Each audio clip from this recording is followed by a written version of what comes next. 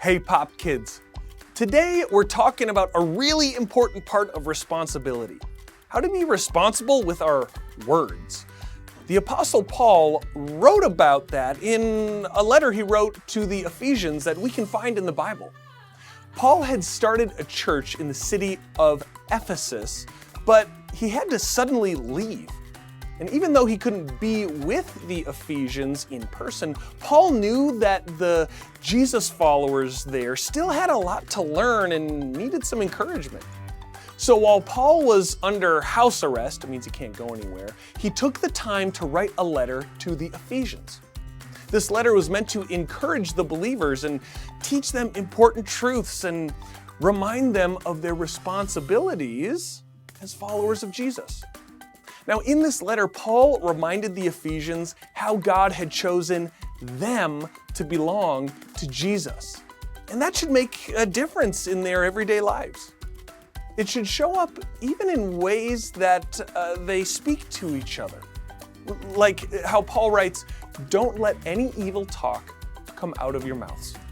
Say only what will help to build others up and meet their needs. Then what you say will help those who listen." Let's look at that again. What kind of words did Paul say we should use?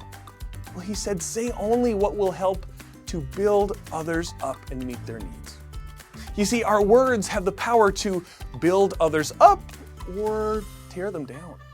And it's important we pay attention to the words we choose, because if we're not careful, we could end up saying things that don't help.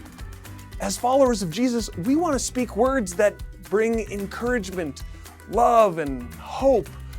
And if we want to use our words responsibly, that means we need to use our words wisely. And that gives me an idea. I've got my game show jacket on right now. I'm going to put some words on the screen, and the words will look like they don't go together at all.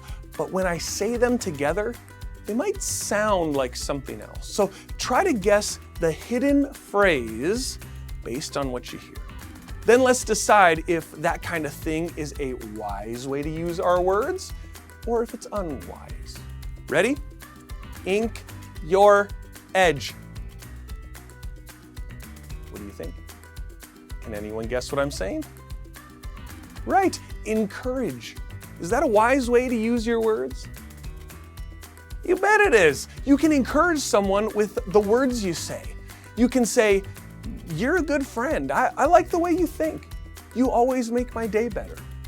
That can definitely help someone and build them up. Okay, what about this one? Sell, orb, rate. Guesses? That's it. Celebrate. That's wise for sure. We can celebrate other people when something good happens to them. We can cheer them on like we'd want someone to do for us. All right, here's another. Gur, hum, bell, income, pill, lane. This one's pretty tricky. Grumble and complain. That's really easy to do if we're frustrated or if things aren't going our way. What would you say, wise or unwise? Yeah, definitely unwise. Okay. Next one. Essay the inks. Any ideas? Say thanks. That's what you can do instead of grumbling and complaining. If you're choosing what kind of words to say, that's definitely the wise choice. You can look around and find reasons to be grateful. Then take the extra step to actually thank the people who have helped you. All right, let's look at a few more. It's speak, we, thou, thing, king. I think I know this one, but do you? Speak without thinking.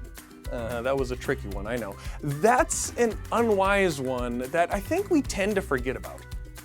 We might react to something someone says to us without stopping to think first about what a wise response would be.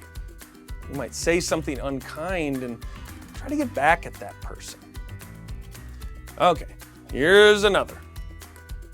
Taco, boats, onion.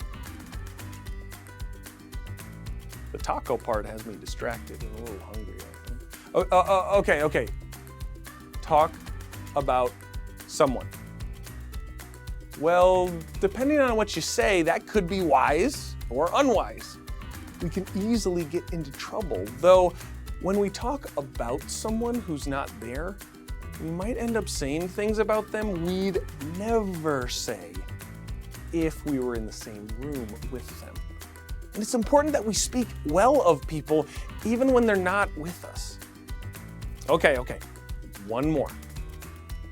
Surfs, yum, one. I think you got it. Serve someone. Now that's a wise way to use your words. That just means you put someone first. You speak well of them. You offer to help them. You choose to say things that will make their day better. Some of those examples were wise things to say, and some were not. And it's easy enough for us to sit here and decide whether someone sounds wise and unwise. But where it really counts is when we're actually standing in front of someone else and choosing the words we'll say.